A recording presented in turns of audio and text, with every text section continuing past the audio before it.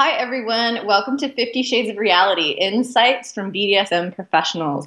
I do apologize for our late start today. Technology is our friend, totally, but sometimes it's a little pissy of a friend, and it was a pissy friend today. So this event is brought to you by shush.com, the web's premier porn site for women and couples.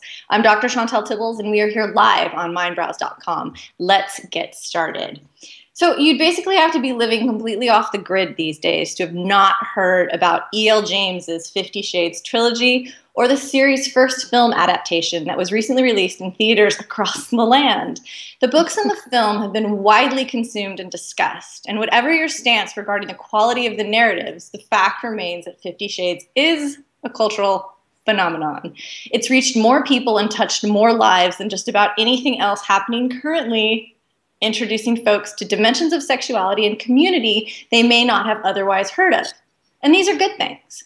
But 50 Shades et al. Has also been roundly criticized for presenting a completely skewed version of BDSM, some even going so far as to say 50 Shades has nothing to do with BDSM and everything to do with abuse. This skewed reality is presented to a relatively naive public, one that by and large lacks information and or comparative context about what real BDSM actually is. Now, this happens a lot in sex-related narratives because we lack context, we misappropriate fiction or fantasy as a how-to, but never before has it happened on this grand of a scale. So for today's discussion, we have some outstanding professionals that are going to help us put BDSM in context, talk about the issues, and take your questions too. So throughout this event, if you have questions or would like to comment, you can tweet at Sex Talk Tuesday, at Shush for Women, or directly to me at Dr. Chantel. Just make sure you use the hashtag the hashtag Sex Talk Tuesday so I can follow your comments and raise them during our conversation. In the interest of time, I am going to let our wonderful participants introduce themselves and tell us a little bit about what they do as BDSM professionals. Let's start with you, Rebecca. Hi, I am Rebecca Knox, and I am a professional dominatrix residing in Los Angeles, California, formerly in Pittsburgh, Pennsylvania. And I've been involved in the scene for about 5 years now. And I guess that's a brief introduction of where I come from or where I fit into the industry. Fantastic. And Ava? I'm Ava Mir-Alcian, and I've been an adult performer for 12 years now, mostly working in kink, fetish, BDSM, as well as some pro submission work.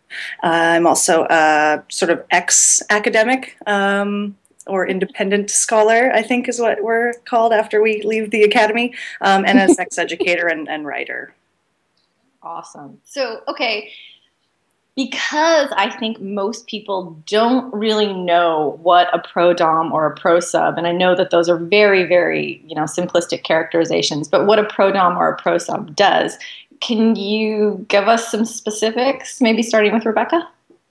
Sure. So basically the sort of format is you take in clients for sessions and personalize each session however long, an hour to full weekends, and cater to whatever their fetish or kink is within my own limits. So that can range from a number of things. That can be caning, it can be like more impact play, it can be more of like a mind fuck, it could be some sort of humiliation or public play. It really runs the gamut. In terms of 50 Shades, that's sort of like a BDSM 101 kind of thing. So some of my sessions go beyond that. But yeah, I think that's the general scope. How do you negotiate what you do beforehand? Do you meet with your client in advance? How does that work? So what happens is a client will email me, or he or she will call me about a session.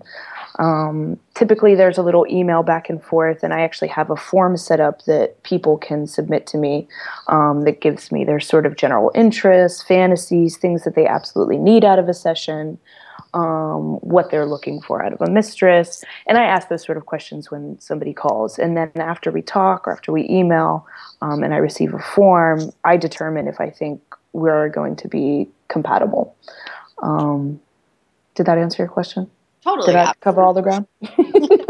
It seems like it to me. Yeah. So, I mean, you communicate in advance and you negotiate what's going to happen, and you make sure it's a good fit. It sounds pretty straightforward.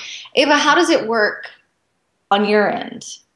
So it's a little different for me because the majority of the work that I've done as a pro sub has actually been in the context of making movies. So it's a little different. The client is sort of a third party in terms of the end result. But in that case, what we would do is negotiate myself, whichever dominant or dominants I'm working with in a particular scene, the crew and producers of the site in terms of what their clients like to see, my limitations, the dominants, maybe particular skills or things that they are and aren't comfortable with. And we would develop a scene out of all of those interests and what kind of awesome furniture or, materials we happen to have on hand. It's often a very spontaneous writing beforehand, but then, once we've made some decisions, the scene will start to play out. And because it's, the magic of cinema, there's lots of cutting and things like that regardless, but also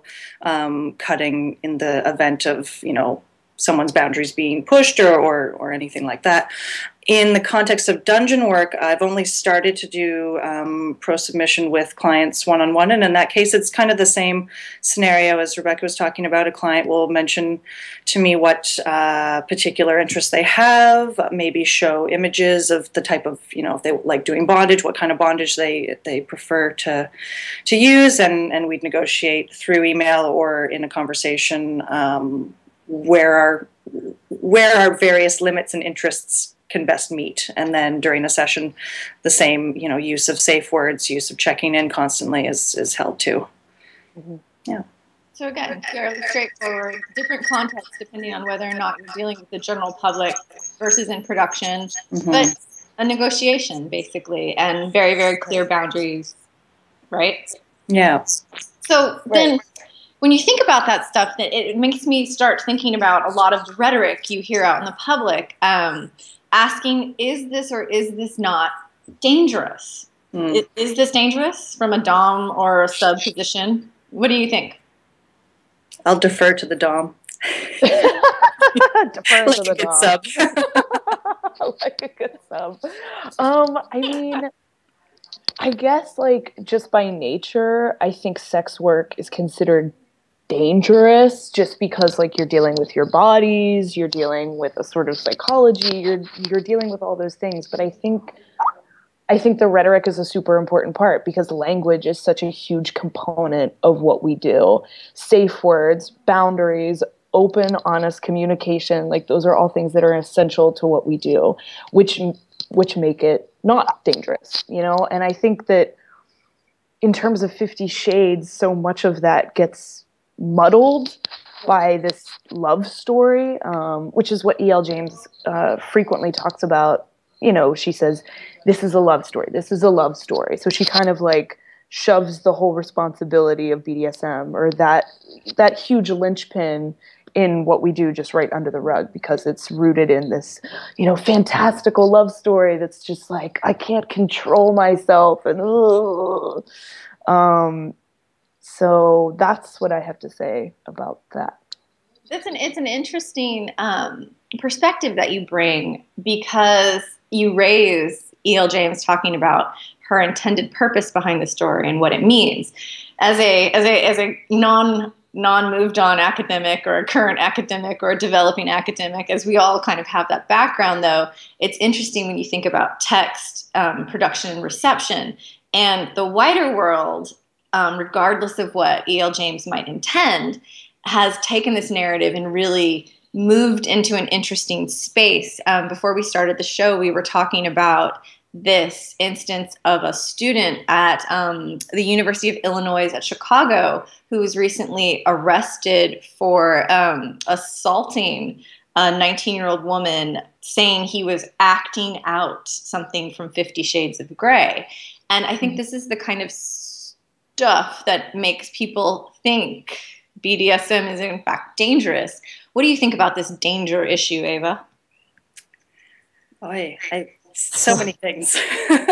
I think, for one, it's crucial to remember that all interactions with people are dangerous in a way. Like, people are dangerous. That's just something that happens in the world. I don't think, it's not like, sexual assault didn't exist before 50 Shades of Grey. And it's not like people didn't pretend that things were consensual before 50 Shades of Grey. It's just now there's more cultural, there's this object that people can quickly cite that has a little more cultural salience in order to, pretend. It's like the 50 Shades of Grey defense is starting to become better shorthand for something that's always existed, though, which is that's what she really wanted. And there's actually a scene in the film that I thought was really interesting. And sorry, I'm going to get a little off track here, but people are saying the film is more about abuse. I think the film is more about class in a lot of ways. I didn't read the book, so that's why I keep saying the film. I decided to forego the literary version for once. You weren't missing anything. And there's this scene when she finally starts to negotiate the contract, and she has suddenly become much more civilized and sophisticated looking compared to her earlier dorky kind of, so it's much more about how submission and class and money create new subjectivities for people to live within. But as she's finishing that, there's this whole interaction where he's saying, this is what your body really is saying, and you're denying what you really want. The whole narrative of people's bodies betraying what they actually want and people using that as an excuse to assault them is not new. It's just that now there's like a nice, glossy Hollywood version of it that maybe gives people makes people feel like they have a little more license to use that narrative, perhaps. Which is extremely distressing, because it brings us back to this just kind of really troubling and frightening rhetoric about like no means no, and you said no, but you really mean yes, and I know what you really wanted, and all that sort of stuff like that. And that's really distressing that that's what people are using as a marker for BDSM. But it's also interesting kind of on the flip side, and to push back on this a little bit. I actually received an interesting comment from somebody about talking about the presentation of abuse in the 50 Shades film as opposed to what quote unquote actual BDSM is. And the comment had a lot to do with people who are being abusive but are using the guise of BDSM to shadow it or to veil it. Do you guys have any thoughts on that? Like, what happens when BDSM actually loses its consensual negotiation and goes off into a different direction? Does that happen? I mean, does it happen in like real life or in sessions or like what? Or like what? Any of it. I mean, I'm sure it does. It totally happens when like something derails and something goes south. I mean, I've seen people who are doing public scenes and somebody starts, just like freaking out a little bit, but like people usually step in and will say, and like things are mediated and dealt with in a way that things don't get bad. There's actually a term that I love, and it's somebody who holds space. And this person sort of stands by whenever a dominant and a submissive person are interacting, and they hold space. So they're just sort of like holding the energy, making sure everything's okay, getting something if something needs something. And I always thought that was a cool position to be in. Somebody who's just like moderating. They're like part spectator. They're also a part of the scene, kind of, but not really. But it's just a way to manage a relationship for a short period of time. But yeah, and I guess I'll go back to just like open, honest communication. Where I think 50 Shades goes awry is like, it's entertainment. So of course there's going to be moments where it's just complete, like throw caution to the wind and nothing matters except for you. And, it just like unravels in that way. And get the helicopter. Right, yeah, I was just like, oh, yeah, okay, you know, but and in terms of the movie, and I feel like that's something I noticed is these characters are so one-dimensional. I mean, they were very boring, and I think it's because there was no moment of humor or discussion, like real discussion about what they were doing. So yeah, I mean, of course, things do go awry, but I feel like communication. I'm just going to keep saying that. Beat it into people, so to speak. Any thoughts on that, Ava? I think it's what is really important to remember, as Rebecca just said, it's entertainment. I'll get back to the things derailing, but I think what's something that I've been thinking about a lot with this film is that, it's the film is a Hollywood production. The book is originally fan fiction based off of a Hollywood production. This is sort of a Hollywood loop. Hollywood's not great at, I'm going to use quotes, and I'm glad you used quotes around real and actual earlier, like accurate representations. That's not a strong suit. And we shouldn't be expecting Hollywood to sort of represent the realness of anything for anyone. And I think that when it comes to especially kinky or sexual subcultures, we get a lot more upset because there's such a dearth of various representations that each one is so important that it doesn't, fuck it up too much, because there's not a lot of other contesting narratives for people to draw from, and so each one holds a lot of baggage and weight. I think of like when the L word came out, like, oh, it didn't represent lesbianism for everyone. It's like, of course it can't, because no one Hollywood thing could represent all of anything for anyone accurately, and that we got to kind of give a little, it's not that we can't critique it, but we got to give a break to like what is the true purpose of entertainment. And also that when we question these representations for their accuracy or not, we're setting up a hierarchy of authenticness.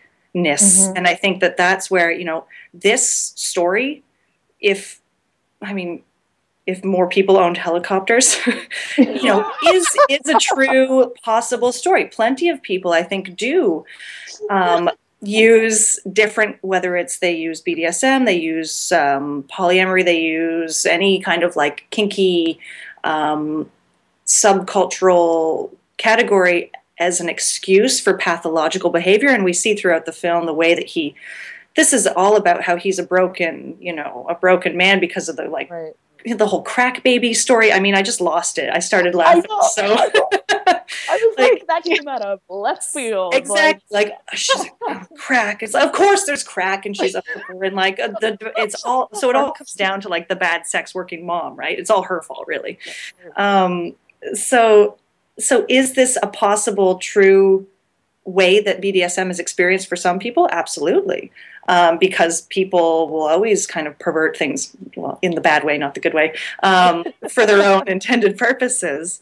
It's because there aren't more varied representations of BDSM in pop culture that becomes problematic, because this does become, for some people, their only introduction and only experience with a culture of consent that we desperately need, which is, this in the same way that, people going off the rails in a BDSM scene by kind of getting lost in the moment and neglecting their consent. That happens in sex all the time, like all kinds of sex, way more. It's just that it's not as explicitly acknowledged in vanilla sex or regular sex. So there's a lot of different discussions that this phenomena can help us start having, whether or not it's a good representation of good BDSM. Right. Well, I mean, it's really interesting, and I think really important that you point that out. If we were watching, and I hate to always use my tried and true classic example, except there's nothing better than the Fast and the Furious movies. If we were looking at those as an example of how to drive no, and we know that's not the case. We know it's Hollywood, it's silly, it's exciting, it's this, it's that, and it's entertainment. But I think when we're talking about sex-related narratives, particularly about kinky subcultures or just marginalized subcultures in general, things that we don't hear about too frequently or whatever, that there is, as you describe, Ava, this instance to feel very, very strongly about it because that's the narrative that's out there that's reflecting you, and we don't have the context to look at it critically as a culture. So these are all the bad things, maybe. Is there anything good about 50 Shades? I mean, I think that, like, the silver lining in this whole situation is, like, what we're doing right now. So because it's such a phenomenon, people are taking note of it. People are getting curious about it. People are listening to people like us to talk about it and to really find out, what is this BDSM thing about? What's really going on? Like, I'm not fully convinced, or, I am curious, or whatever. And I think that I've seen a lot of people shaming other people for getting into BDSM by way of 50 Shades. It's like, well, that's not real BDSM. And it's like, okay, well, let's show them what it really is and let's talk about it so that they do know and they don't feel ostracized and they get excited about it and they realize it's not so god awful boring, because I really felt that the book was boring and that the movie was boring. But in any case, it's like, it sparks the discussion and it provides an entry point, and hopefully, like, people start there and don't end there. They start at 50 Shades and they go elsewhere. It's not the start and the end point. Right. Is there like an insider outsider thing happening? You know how when you're younger and you're like, oh, I know this band, I've known it forever, totally. It's sell out mainstream. Oh my God. It's rampant. It's rampant. Or 50 Shades. I mean, it's like, of course, people are getting all up in arms about it. Well, I was here first, and I did this first. And it's like, oh, well, okay. But again, we all started somewhere. As embarrassing as whatever place may be, we all started somewhere. So we have to respect everyone's starting points, entry points, where they got an interest, and so forth. Yeah, and I mean, that's the greatest thing ever. And it would be actually kind of unfortunate if somebody who maybe didn't really know what it was that they were thinking about, but then they saw that movie and went, oh, maybe there's something there. And then if they were then shamed because they learned about it because of 50 Shades of Grey, I mean, that would really suck.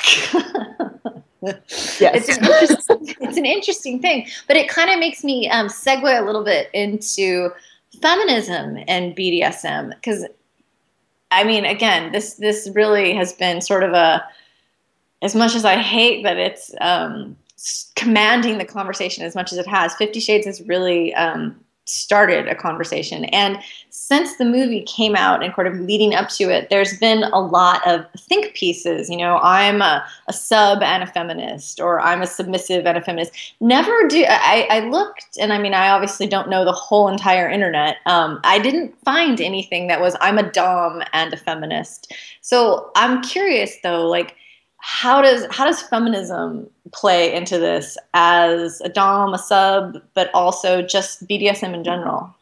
What do y'all think about that? Ava, let's start with you. There were so many. We're all like, take on all of feminism. Okay. Right go. now. Yeah, go. I mean, it's interesting that you're right.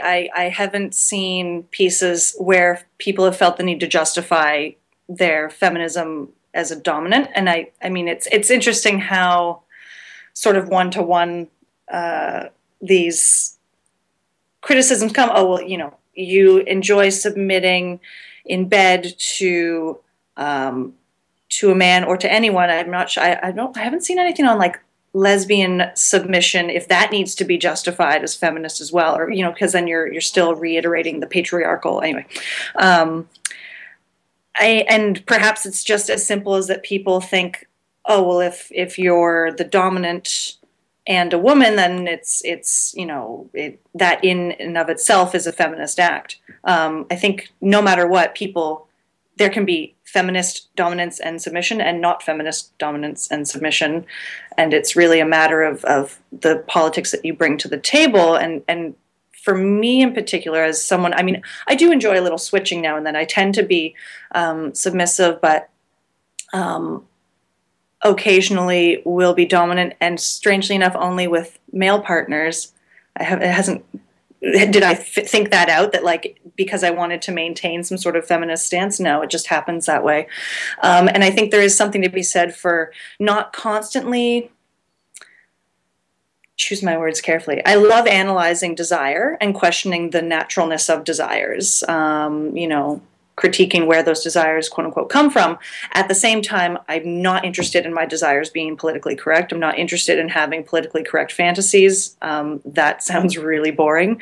I think the whole fun of BDSM in particular is that you are eroticizing this thing called power that permeates every aspect of our lives, no matter what side of the power you're playing with. What we're doing is saying, let's make explicit this thing that is implicit in every aspect of our lives, but that we don't necessarily get to talk about or have fun with or enjoy the negative and positive aspects of in ways that are erotically satisfying. And to be able to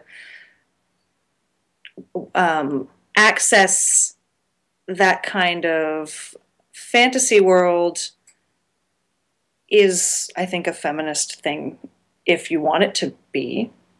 I don't know. Yeah. It's a huge, like, so complicated. Such just power. Power. You know. That thing that exists. Yeah. Yeah. Rebecca, what do you think about all of that? I mean, I totally 100% agree. Like, as far as fantasies are concerned, like, not being concerned about the political correctness of them. And that is where I stand with 50 Shades and E.L. James, because I was watching some interviews with her, and she said flat out, she's like, yeah, these are fantasies that I've had for sure. And to say those things publicly and to not like shy away from them and be like, yeah, this comes from a real desire that I have, that I've thought about in detail, you know, of course. I was like, oh, you know, like, damn, that's pretty great. I mean, do I think she's a great writer? Absolutely not. But do I applaud her for saying that publicly in, you know, most interviews that she does? Absolutely.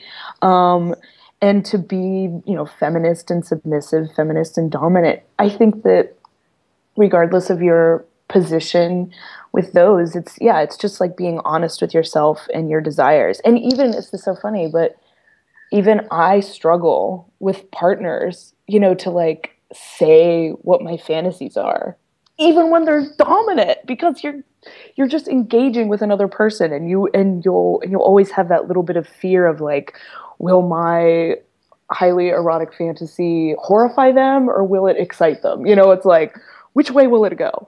But yeah, I think that it's absolutely essential to be honest with yourself and to be able to access those things without worrying about whether you're being politically correct or doing a disservice to feminism or, you know, whatever thing.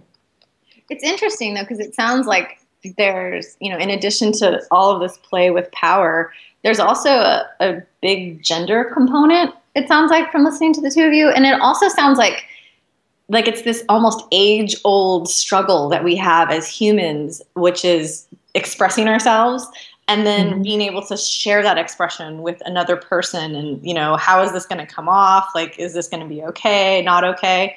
And that's really something I think that most people can connect with, regardless of what kind of sex they're having or desires they're expressing. I mean, even if it's the desire to, like, I don't know, have sex on the right side versus the left side, whatever that means. As simple as it can be, maybe it's like, ooh, I don't know, this might not sound correct or something. So it's really interesting to think about that. Is it unfortunate that there is such a vein through feminism about quote unquote correct or incorrect desires? Like, does that suck? I feel like this is something I've been thinking about a lot, is just, coming to terms with the extent to which most people, I think, have really fucked up things in their head, like stuff that we don't even acknowledge in ourselves, that might just pass on through. It might not even be a desire. It might just be a flitting possibility, because we're creative things, we humans, for good and for bad. We're really great at coming up with like just totally messed up things. And I think the problem is that where in other elements of our life, we're really good at assuming that this distinction between thought and action is something we can handle, that we can, you can say, oh, I just want to kill that guy, but you know that you're not going to go and kill a person. But when it comes to sex or things that we consider a little perverted, the idea that there's that stop gag gets really, people are really concerned that what's the word I'm looking for? That ability to restrain oneself isn't there. I think it was Michael Kimmel called it like the anarchy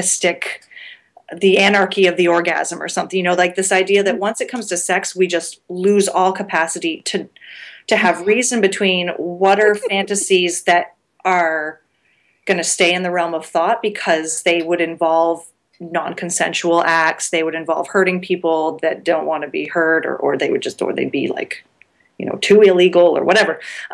Whereas in other elements of life, we assume that we can rein it in, and I think it's because we still attach sex to like the animalness in us. Like that's the one thing, really heterosexist assumption that sex is still about procreation, which is like it's not, or else anyway, I digress. But I can, I think talking about the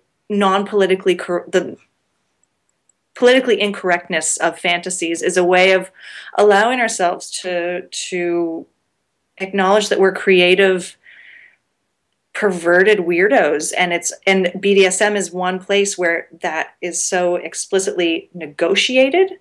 That's a model that we need to take to the rest of our fantasies, not something that we have to assume is relegated to that subculture. Mm-hmm. Yeah. Anything to add? Yeah. That was amazing. Yeah, that was. Yeah. Boom, yes. boom. Yeah.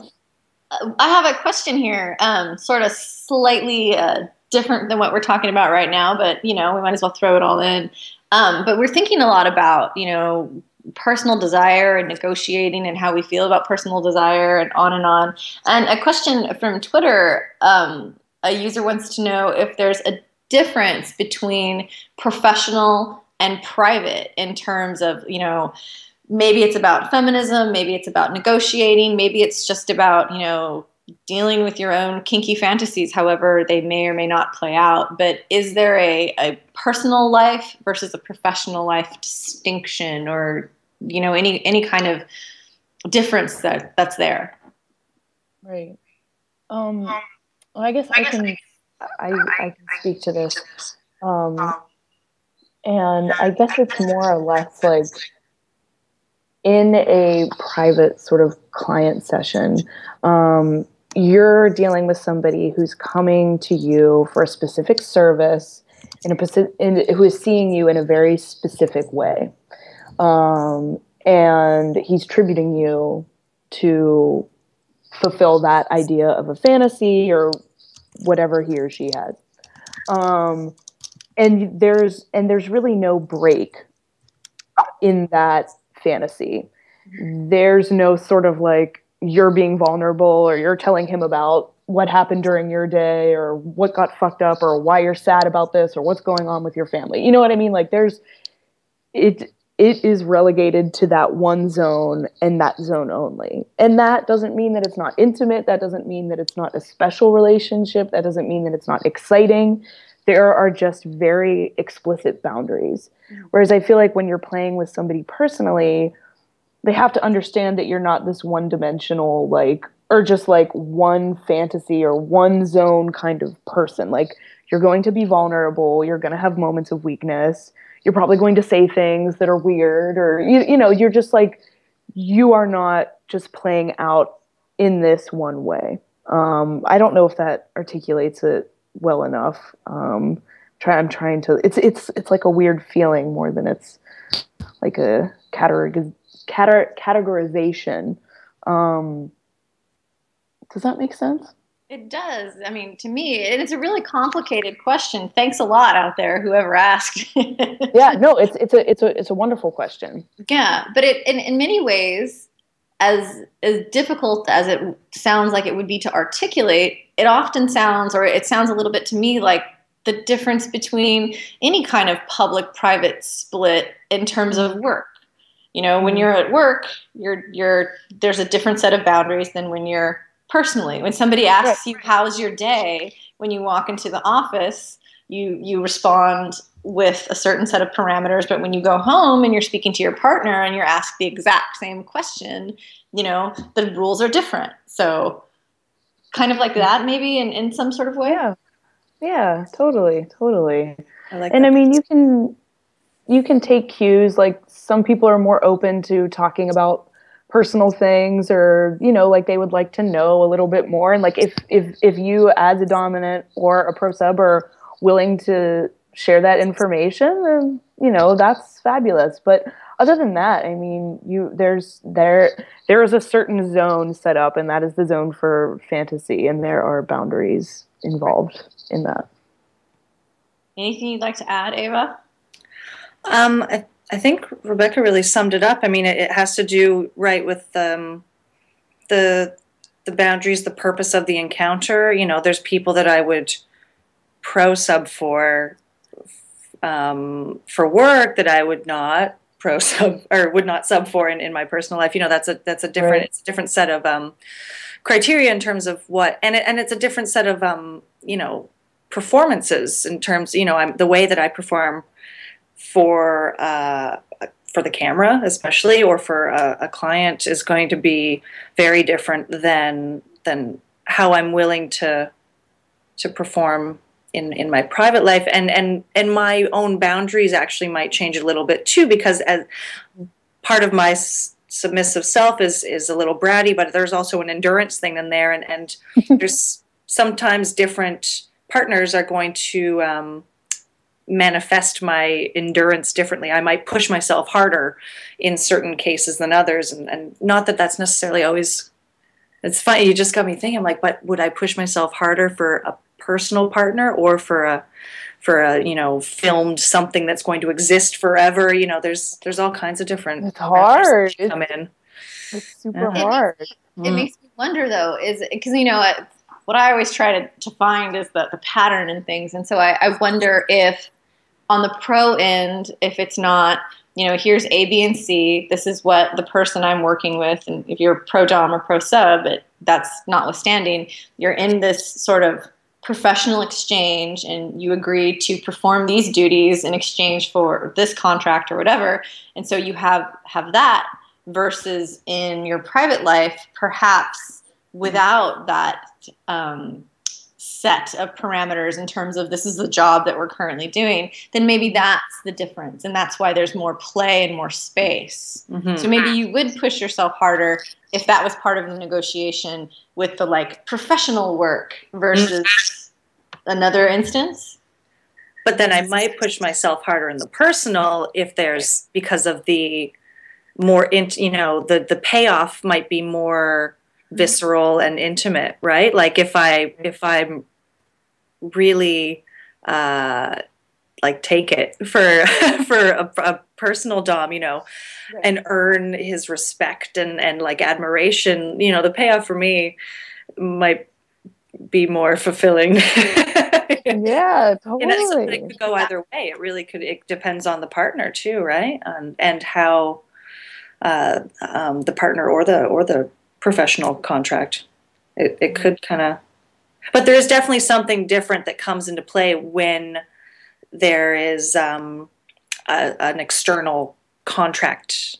Right. And not to say that means that you're likely to have your boundaries broken in the work setting more than in the personal setting, because I think the idea that with an intimate partner you have to kind of give and negotiate more, that could also influence it, that you might push yourself further in the sense of pushing yourself past your own boundaries. You know, neither is, I think, more or less likely, for me at least, to result in like me perfectly maintaining my boundaries, because part of the fun is, that's where this gets really tricky with BDSM, is part of the fun for the submissive, at least I think in my case, is pushing past your pre-negotiated boundaries, like not pushing past what you thought you were capable of, you know? So not, and I mean, I'm just asking the devil's advocate question here because I feel like I know the answer, but just to be clear, not being pushed past your boundaries in a way that is Pushing not myself. something. Yeah, you pushing yourself. It's kind of like when you're running a mile and you're like, I'm going to beat that time. Like you're saying you can push yourself, kind of thing, versus somebody trying to take you and manipulate you past your boundaries. Exactly, and the running parallel is perfect. I was thinking of this earlier. Like, what is it that I enjoy about submission? Part of it is a very physical masochism. You know, I enjoy endurance to physical pain. You know, and for me, that context is in BDSM sex. But I think for lots of people, it's in the context of working out and running and that other kind of physicality. They wouldn't think of it as erotic or. Right. And it wouldn't necessarily have to be erotic, but it's that idea of like the physical embodiment of going beyond what you thought you were capable of is something that's not at all reserved for kinksters. No. Right. Absolutely. Yeah, that's a good comparison. It's interesting to think about how the comparisons and how it's people have this sort of, just like the idea of BDSM practice, people have it sort of put in its little box very separately, but there's a lot of, you know, when you think about it kind of interpersonally and psychologically, there's a lot of stuff that happens all over the place in terms of like personal interaction with others. So but thinking about that, this is an interesting, something that you raised with me prior to this conversation right here, Ava, but ideas about regulation and how is professional BDSM practice regulated in terms of law, etc. So could we talk about that a little bit, you know, because how does that play out? I mean, I'm sure most people have no idea. Yeah, it's funny. In Canada, no one has any idea because our laws just changed. I don't know what the case is in the States, so Rebecca could inform us there. But in Canada, we just had, well, there was this ongoing lawsuit, the Bedford case, basically was critiquing, or I don't know my legal jargon, contesting the constitutionality of the current sex work laws that we had. And so they've all been changed recently, but no cases have actually been taken up with the new law. So there's no precedent and everything is very blurry. I actually have like, there's these little cheat sheets that you can get now, and they still like, no one knows what they mean. You know, because what's interesting, and I think this is the main point of contention, because Bedford, the woman that took the original laws to court, was a dominatrix, and it was under it was her dominatrix work that was called into question. Nowhere in this law is the term sexual services defined. Like, so, which is funny because having done so much fetish work, like, blow up pool toys are sexual services for a lot of people. You know, it's like, it just has it's so ambiguous. But basically we've adopted the Nordic model where the purchasing of services is illegal, as well as everything that's pimping, which could be posting an ad for someone. So for example, I don't know if a pro-dom had a slave, even in the context of no money exchange, just a slave who likes to serve her, and part of that serving is posting ads for her on a local, you know, erotic services website, that would be illegal for him. You know, it's such a strange, blurry mess right now, but that's if the services she's providing are considered sexual, which still is to be defined. Gray area. Yeah. A gray area. Yeah, it all comes full circle. Wow.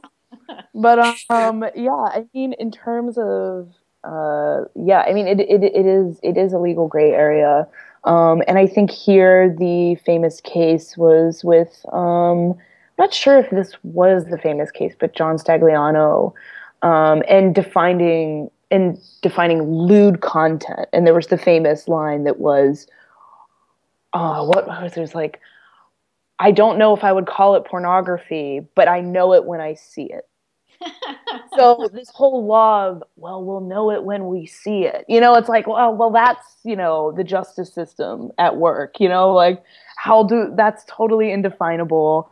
And I mean, in terms of legality, I mean, I've heard of people being arrested in certain areas, you know, if they are like a traveling dom, then they get arrested, but it's usually some other way. It's like some stripper tipped them off, or there was hooking with somebody, and, you know, this dominatrix got wrapped into that somehow, and, you know, then there was a sting operation, blah blah blah. Or if somebody has a facility that's near a church or a school, and people start going, look at all these men walking into this place, and listen to all these noises that are happening here. So, you know, it's like that people do get in trouble, but I think that it's like they have to do a really thorough job in figuring out what exactly are you doing behind closed doors. And I've had phone calls from, I think, you know, there were cops just making sure there wasn't any, you know, drug use involved. There wasn't anything like funny. Yes. And they always use the same sort of terminology, and they'll offer, you know, this extraordinary amount of money for these ridiculous things. So it's like, and give us an example. Oh, well, I mean, what was the one thing somebody asked if I would like break their face, essentially, like beat them up, like break their face, but like they used really weird words like assault, like just sort of professionally, legally words. And then they kept offering this certain amount of money, and I was like, no, I'm not going to do that. You know, it's like, well, I'll sign a disclaimer. I'm like, a disclaimer for me to break your, you know, it's just like, it's totally ridiculous. So, I mean, maybe it was a sincere person who was interested in that, but I also feel like maybe they're just doing sort of like damage control, just making sure nobody's doing anything totally ridiculous. Right. I wonder if that ties into all of these gray areas related to legality, what's a sexual service, what language means this and that. So, for example, if you were to say, yes, I will assault you, even if it was assault you with a very soft feather, like maybe that would, do you know how like sometimes when the language gets in there, and then that's maybe what they're trying to pigeonhole things into because stuff is so absolutely. It is all about language. It is absolutely all about language. You know, I remember when I first started, it was, you know, I'll give you 150 roses for our session. You know, it's like, roses. Oh, okay. You know, it's like there's all this terminology. And if somebody calls me about strap-on, do you do strap-on? I have a lot of strap-ons because I do. So it's like, there's certain ways to say things without saying them, and I think that that's a way to protect yourself, you know, and keep your nose clean. Man, it's really interesting when you start to think about how people like to pick apart and point fingers at things that are maybe just erotically stimulating for others. We are a little bit over time, but we started out a little late. So we're going to start wrapping this up.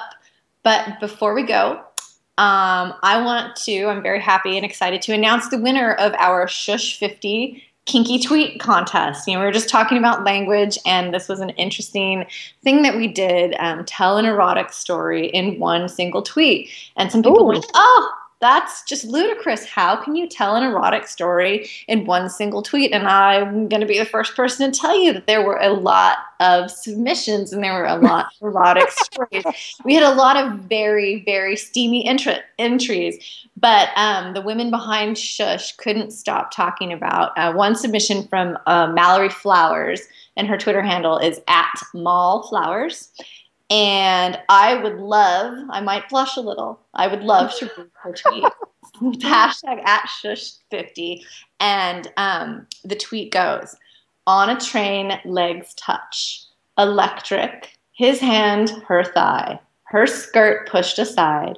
Anticipation. Her bag conceals his hand. Fingers wet. Oh! I think I've seen that movie. You want to take a train ride. So, thank you so much to everybody who submitted. It was this wonderful creative thing that we got to do this month. Mallory, you can reach out to Shush via the email address editor@shush.com to claim your prize, which is the very much discussed 50 Shades trilogy signed by the author. So it's very actually kind of a unique, exciting prize that we had. It's a cultural phenomenon here, baby, right out. Rebecca and Ava, thank you so much for being here. We really, really appreciate your participation. So thank you so much. Mindbrowse shows are brought to you live streaming and archived free of charge. Compliments of shush.com, the web's premier porn site for women and couples. You can visit them on Twitter @shushforwomen. And I'm Dr. Chantel Tibbles. We'll see y'all next month.